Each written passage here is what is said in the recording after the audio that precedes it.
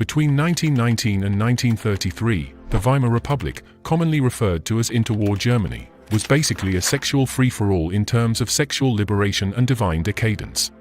Nothing was more in your face than Berlin's 20s explosion. So, what was going on? You've certainly seen it immortalized in films like Cabaret, but these real-life accounts of Weimar decadence make Lisa's dance moves look downright tame sexual liberation and bold progressive art. Movements like expressionist cinema Dada and Bauhaus flourished in post-war Germany. However, the stringent conditions of the Treaty of Versailles, which were imposed on Germany at the end of World War I, led to a host of social and political issues. According to Mel Gordon, the sex-fueled cultural renaissance arose from the deep anxiety created by World War I. It wasn't just intimacy in the manner that, example, the French would have enjoyed a good Mueller album. Rather, intimacy was always mixed with something else, like as danger, power, or death.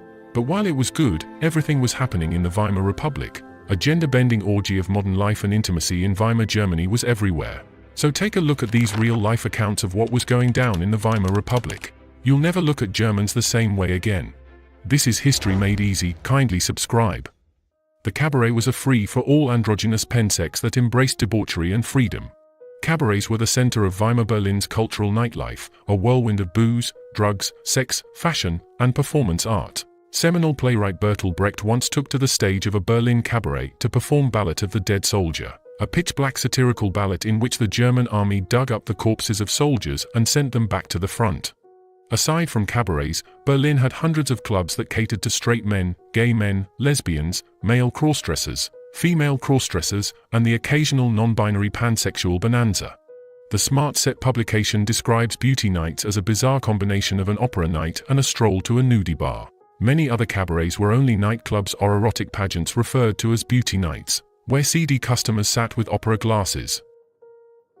Even though she was barely 15 feet away, Marlene Dietrich built a legendary backstage reputation.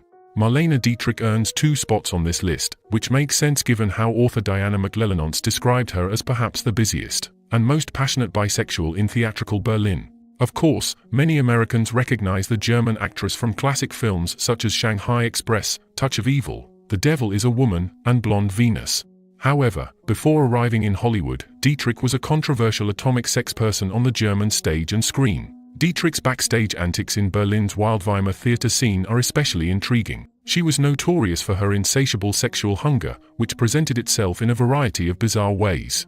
In his autobiography, noted German actor Klaus Kinski detailed one such backstage fling. Marlene tore down Edith's fantasy backstage in a Berlin theater and brought Edith to climax with just her mouth. Anita Berber was a depraved priestess who ate deadly rose petals.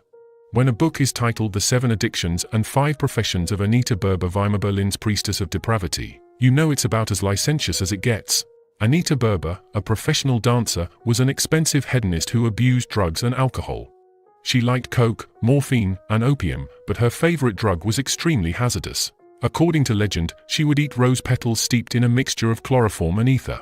Berber was best renowned for her sexual conquests, rather than her proclivity for swallowing fatal substances for the sake of partying. She was famous for breaking sexual and gender boundaries in androgynous burlesque acts, according to rumors. Berber's libidinous bisexuality, like her drug usage, was openly displayed, with a complete disregard for public vs private domains. Take for instance the following story. As the evening's petty flirtations devolved into suggestive whispers and drunken groping, Anita stood up and performed a passionate tango with Mia, a stunning strawberry blonde who was the partner of a notorious lesbian named Ellen. While the audience gathered around the inebriated dancers, Anita slowly tapped the girl's melons until the giddy blonde nearly collapsed in an orgasmic surrender. The air crackled with tension and sexual temptation as Ellen went to assist her shaky lover and ordered Anita to sit down. Perhaps the best way to characterize Berber is to quote a contemporary who called her the most remarkable spirit I've ever met. Even geese were not safe to the strange underworld of human sexuality. At the time, practically any kink or desire could be fulfilled in Berlin, and it didn't always have to involve a human partner. In his memoir The Europeans, Italian journalist Luigi Barzini relates one of the Weimar Republic's most odd sex acts, which involved a goose. I witnessed pimps give anything to anybody, little boys, little girls, strong young men, libidinous ladies, and animals. The story went round that if you cut the neck of a male goose at precisely the proper ecstatic moment, it would offer you the most delicious frisson of all, as it would allow you to enjoy sodomy, bestiality, homosexuality. necrophilia and sadism all at once. Gastronomy is also involved, as the goose can be eaten afterward. In LGBT societies, fashion was used to assert sexuality and gender. If you've ever seen a German expressionist film, you'll know that Weimar fashion was a big deal. It was gothic, ostentatious, deco, sexually macabre, extravagant, severe, and daring. Imagine German designers appropriating French aesthetic, and you're in the ballpark. However, fashion served both form and function in the Weimar Republic, and in many cases, its goal was to make strong progressive statements about sexuality and gender. In Berlin's cabarets, men and women used dress to convey non-binary attitudes toward gender, displaying a fluidity that was remarkably revolutionary for the early 20th century. For many in the Weimar Republic, appropriating non-gender traditional dress was a social statement. Within the growing female homosexual subculture in Weimar, Germany, as Katie Sutton writes in The Masculine Woman, masculine clothing took on meanings that resisted mainstream encodings and trends. Robert Beachy, author of Gay Berlin, spoke at length on interwar Berlin's openness and sexually liberated gay culture. During an interview with NPR about singer Claire Waldorf Beachy, she revealed that she was a lesbian. She lived with her partner, she was very open, she had a gay-lesbian salon, and while not all of her friends were gay or lesbian, she interacted with many other entertainers. But her sexuality was never hidden, and I believe that most people understood that she truly loved women and was with a woman, so that was very much a part of her identity. Gender fluidity was common. During the Weimar Republic, gender bending was very popular.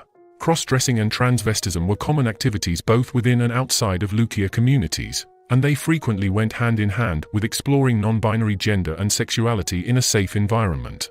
Stefan Zweig, an Austrian writer who was critical of all this sexual freedom portrayed in Botched Balls. As a result, Berlin was transformed into the world's Babel. Germans brought all of their vehemence and love of system-made-up lads with artificial waistlines promenaded along the Kurfürstendamm to perversion. Even ancient Rome had not known orgies like the Berlin transvestite balls, where hundreds of men dressed as women and women dressed as men danced under the watchful eyes of the police. In the midst of the overall collapse of values, a type of lunacy gripped precisely those middle-class circles that had before been unshakable in their order. Young ladies boasted about their perversion. Being suspected of virginity at the age of 16 would have been considered a disgrace. Prostitution was deregulated, widespread, and politicized in every school in Berlin. According to Laurie Marhofer of Syracuse University's book Degeneration, Sexual Freedom and the Politics of the Weimar Republic, there was a campaign in interwar Germany to decriminalize prostitution, which resulted in a new law in 1927. Depending on your budget, you could have prostitutes sent to you in a limo with champagne, or you could pick up a partner on the street. However, as Bowdoin College's Jill Suzanne Smith explained, prostitution in the Weimar Republic was more than just an economic reinforcement of patriarchal beliefs in which strong, heterosexual males sought out women for purchase.